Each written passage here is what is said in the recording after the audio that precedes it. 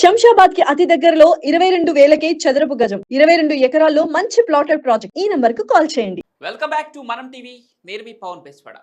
ఒకప్పటి school life వేరు, ఇప్పుడు స్కూల్ కంప్లీట్ డిఫరెంట్.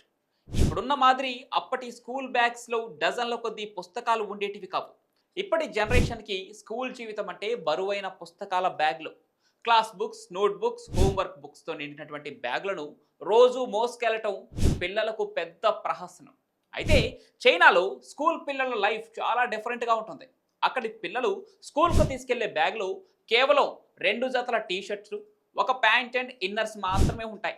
ఆ పిల్లల బ్యాగ్ అంతా వెతికినా కూడా ఒక్క పుస్తకం కానీ, వాటర్ బాటిల్ కానీ, లంచ్ బాక్స్ కానీ దొరకవు. ఎందుకంటే చైనాలో ఆహారం, నీరు, పుస్తకాలు, ఇతర స్టడీ మెటీరియల్స్ అన్నీ అందిస్తారట. పిల్లలు జస్ట్ మార్నింగ్ 8 గంటలకు వెళ్ళి సాయంత్రం 4 గంటల వరకు ఉంటే చాలు. చైనాలో పిల్లలకు చదువుతో పాటుగా ఇతర కార్యకలాపాలకు కూడా ప్రాధాన్యతను కల్పిస్తారు. అదే మన దేశంలో అయితే 24 గంటలు చదువు చదువు అని అంటుంటారు. ఎల్కేజీ పిల్లాడు కూడా ప్రతిరోజు 5 కేజీల పుస్తకాలను మోసుకెళ్లాల్సి